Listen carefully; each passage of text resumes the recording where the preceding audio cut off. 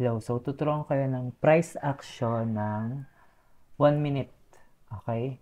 So dito sa 1 minute, yung overall trend dito sa higher time frame is bearish. Okay? Tapos sa 1 minute, gumagawa siya ng mga smaller structure. Yan. Mga pullbacks. Yung mga pullbacks na yan, tinuro ko na yan sa YouTube, CryptoChamp Trader. Pwede nyo i-search doon. Then ngayon, pababa na siya. Okay? Then papasok tayo sa leveling ng per candle. So kung mapapansin nyo, itong buong candle is wala siyang inside structure. Walang nangyari sa kanya. Okay? So punta tayo dito sa next.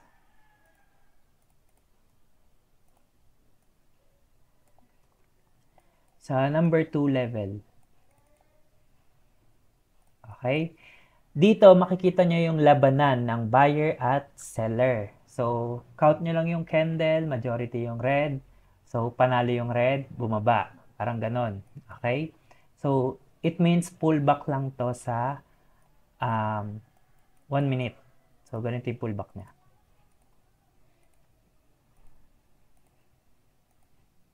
Yan. And so on. Ngayon, dito makikita nyo yung next level pag may lumabas na color candle na green. Okay? So, ito na yon. 3. Kinakount ko kasi sunod-sunod to. Okay?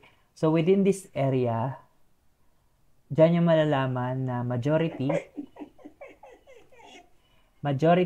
ng player is seller. Okay? Kung makita nyo man tong green na nasa ilalim, ibig sabihin, weak buyer yan. Kasi nandito siya sa ilalim. Pero pag umabot siya dito sa area na to, strong yung buyer na yan. Okay? So, pag kunyari umabot siya sa area na to, strong na siya yung buyer, meron ka pang iisipin. Is it strong enough to push up or strong enough lang siya dito pero hindi niya kayang umakyat? Okay? Hindi siya makalagpas dito.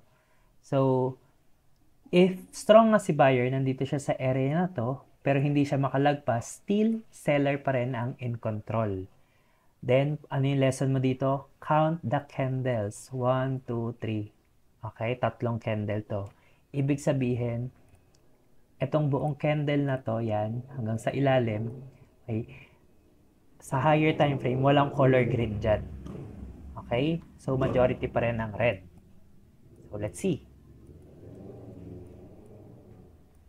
May ongoing trade ako dito, kaya ako tinuturo sa inyo. Okay. So, bumaba ulit. Then, let's wait for the next green candle. Okay, kailangan mag-close siya dito ha. Ayan yung time frame. Ayan o, 35 RR. 35%. Kailangan mag-close lang siya dyan sa ilalim. Meron pang 25 seconds. Okay, rejected pa din. So, most likely, aangat na tong price na to.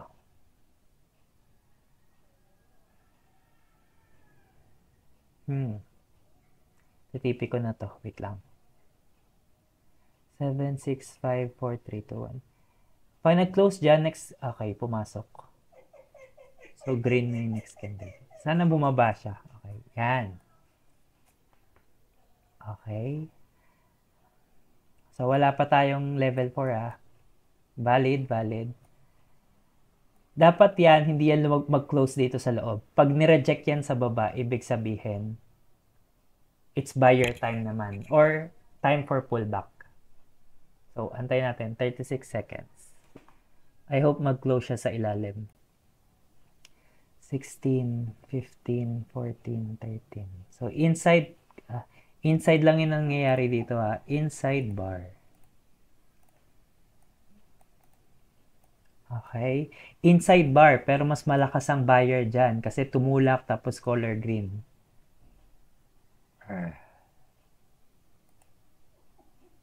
Next candle. Okay. So, buyer nga. Malakas nga yung buyer. Okay? So, malakas yung buyer. So, balik tayo sa level 3. Ito is naging rejection. Okay, so wala to. Balik tayo dito. So, malaman natin if si buyer is makakalagpas dito kasi strong din yung area na to. Again, dahil ito is na-reject, ibig sabihin, yan yung sinasabi na kailangan i-break ni market. Yan, buo yan. Kasi it's a buyer zone. Okay? Yan, para mabasag yan, kailangan ng red candle, pababa na solid.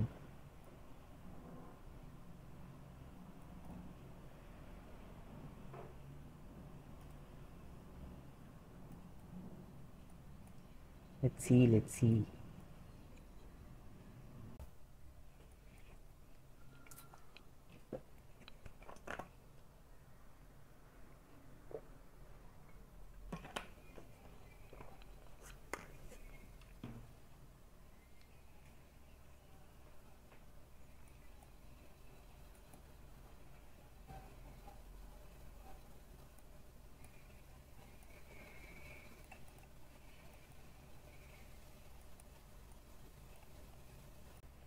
Okay. Ayan. Kailangan mag-close yan sa ilalim para malaman natin valid.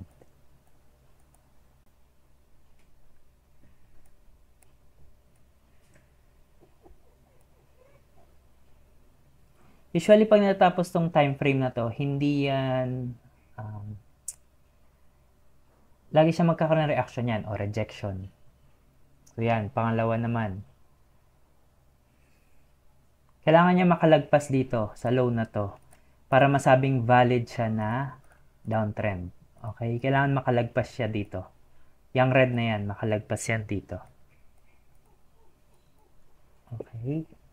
Majority is still buyer. So, itong 3 na to, yung window ng 3 na yan, pwede na natin yung i-move dito. Yan. Okay. Sige, ibaba mo pa. Kailangan niya makalagpas and mag-close.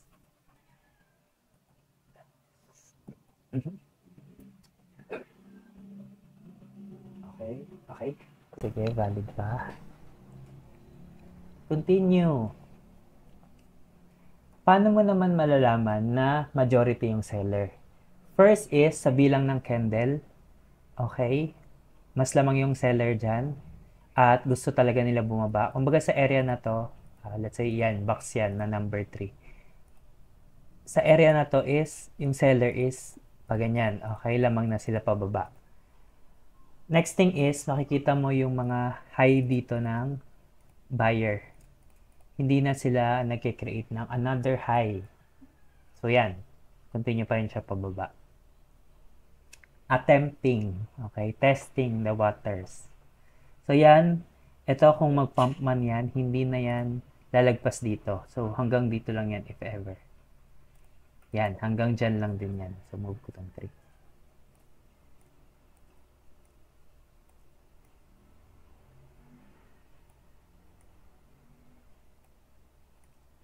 So, especially kung scalping ka, tapos in-apply mo to, pwede ka dyan pumasok sa mga yan. Sa loob nito, dyan ka pumasok sa mga red. Kasi hindi na sila lalagpas dyan. Okay? The more rejection that happens here sa ilalim, the more na gustong-gusto yan basagin ni seller. And pag nakalagpas siya dyan, makikita mo yung buhos or tulo talaga ng red candle. Okay? So, wala pa. Kasi pwede siya i-reject. Yan. Makikita nyo yung time frame, yung countdown.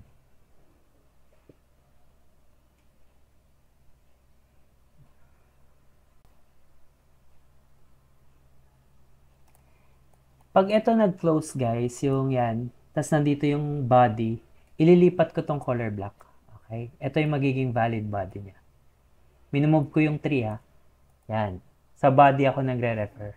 Ibig sabihin, itong mga ilalim na to, rejections yan. Move natin ulit yung rejections na to dito. Okay? So, I'm still waiting for this candle na maka-break siya pababa. As in break, yung makawala siya dito sa structure na to. At least man lang umabot siya sa panibagong movement na ganito.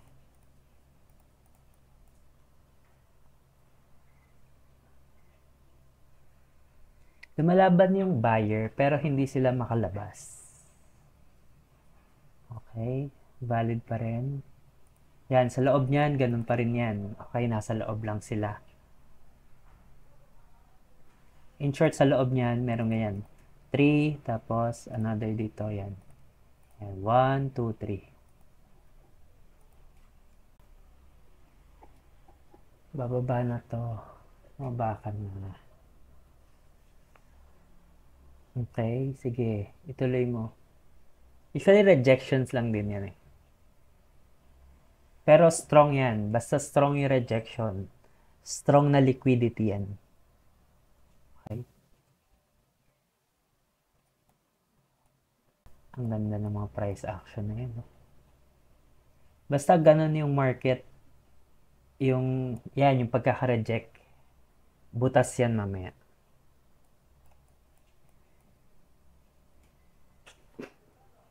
So baka sabihin nyo, bias ko is red kasi naka-short ako. Pero possible din naman tumabutas yan, yung taas. Pero kasi, since 1, 2, and 3, bearish talaga yung market. In short, sa higher time frame, isang malaking red candle lang yan. Okay. Attempting to go down. Okay. Sige. I hope mag-close. Kailangan ko ng candle closer. If hindi kayo familiar sa candle closer, or candle sweep lang, yung nangyayari yan. Parang sweep, tas aakyat siya. Manood kayo dun sa YouTube ko ng candle closer. Okay. Sige. Yan, solid, di ba? Solid yung red candle, nakababa. So ngayon, si market, eto, hindi yan lalagpas dito. Hanggang dyan lang yan. Ire-reject na yan pababa. So, eto, imumove ko to dito for number 4.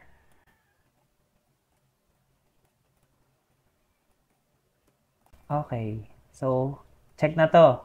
Check na. Nakita nyo na yung red candle na nakuha yung liquidity. Okay. Same thing din yan sa buyer dito. Para makalagpas siya dyan, kailangan niya din ng liquidity. Pero kasi may seller dito. So, complete na yung liquidity. So, let's see. Another one. Okay, wala na to Cancel ko na to Na-meet na. Dito naman tayo sa ilalim. Okay.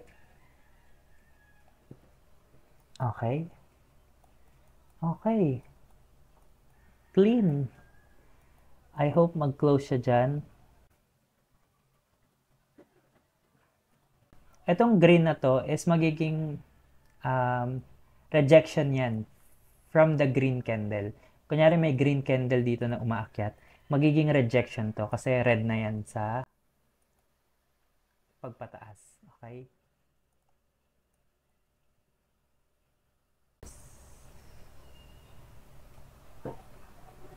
Okay, medyo malaking rejection to.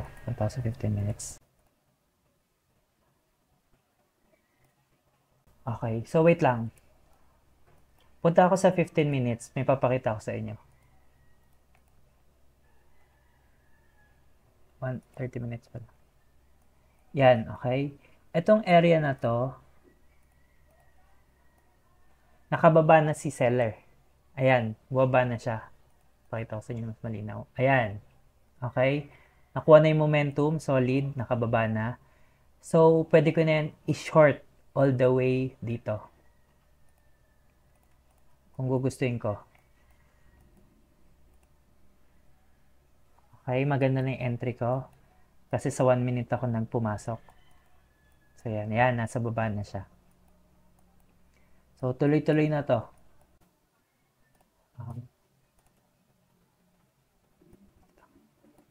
4 pa rin yan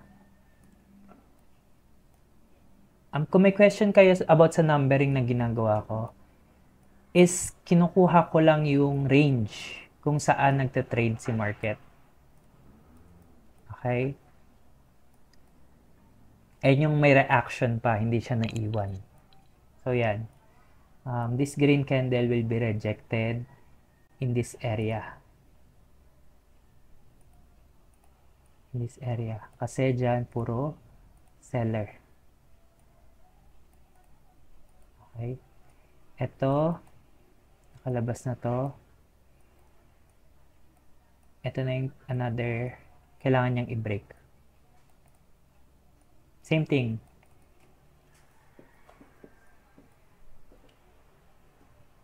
Okay. So, let's see.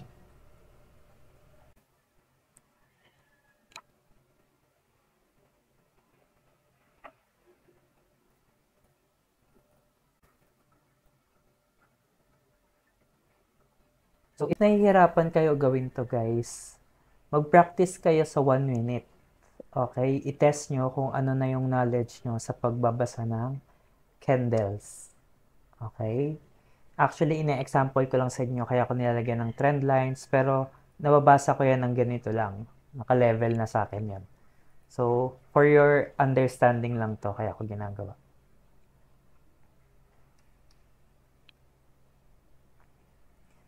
So, pag nakakita kayo dito ng green na solid, strong ba siya? Okay? Hindi, kasi nasa loob lang siya ng leg na to. Inside, candle lang yung mga yon. Okay? So, dito is rejection ng green candle.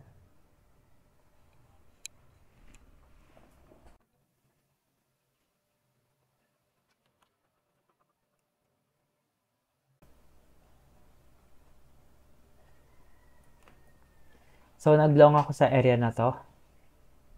Okay, 0.8373. Dito. Yan. Okay, na-trigger na yung order ko na long. Yan. So, bakit ako nag-long? Tapos may short ako. Kasi itong market na to, yan, yan, yung candle na yan, is an indication of a bullish candle. Okay? See? It's an indication of a bullish candle. Yan, yung nakita ko dito. Buti na ipasok ko yung long ko. Okay? So, ngayon, ang indication na ng market is bullish na siya. So, hindi na ulit siya bababa dito. Tapos, paakit na siyang ganon. Okay? So, continue sa bullish. Dito ako sa bullish.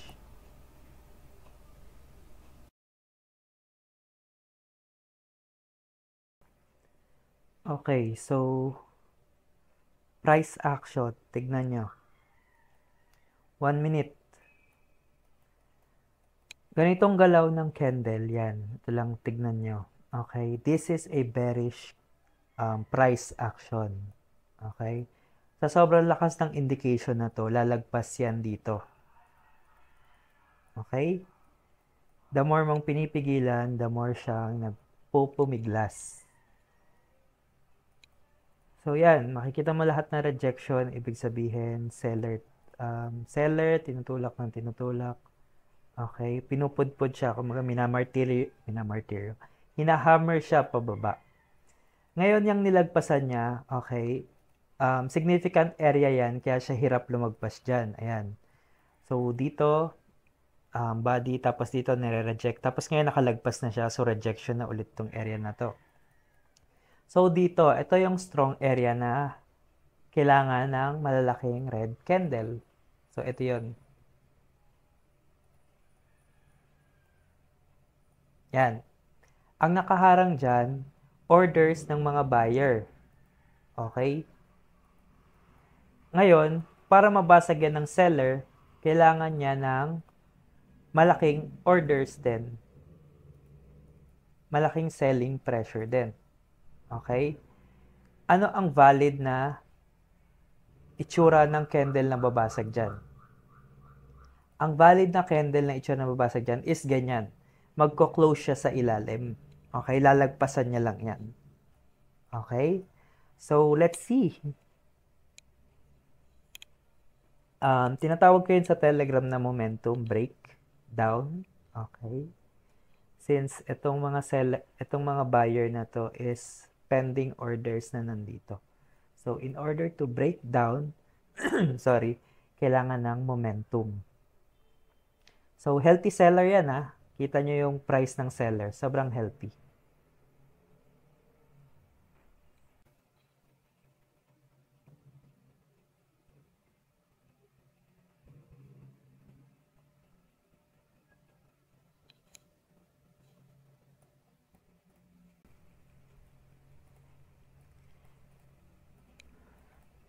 So, may tinuturo din ako sa Telegram na kailangan mo mag-adjust sa market.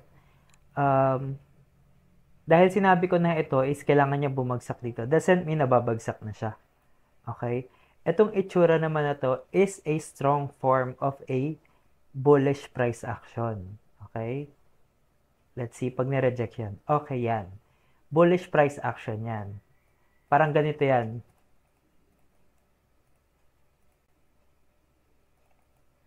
Tama ba? Okay. Oh, mali.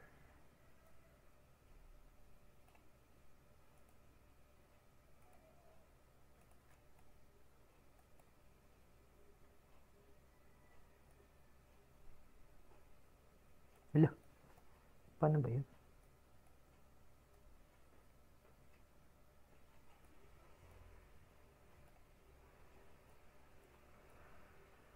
Yan, ganyan.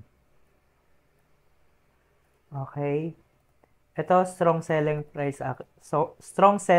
reaction. Pag ganito, bumagsak, tapos umakit again. Strong buyer price action. Pero dahil nababaan niya to, hindi na siya strong. So, cancel. If in case lang. Kanina pa ganun na siya eh. Pag ganito na siya. So, hindi. Bumaba eh. Okay, so, cancel. Yan ang sinasabi ko. Okay, so open trade kasi yan. Right? So, next rejection nito is dito na. So, yun no, at least may natutunan kayo. 1 minute to ha. Take note. 1 minute price action reading.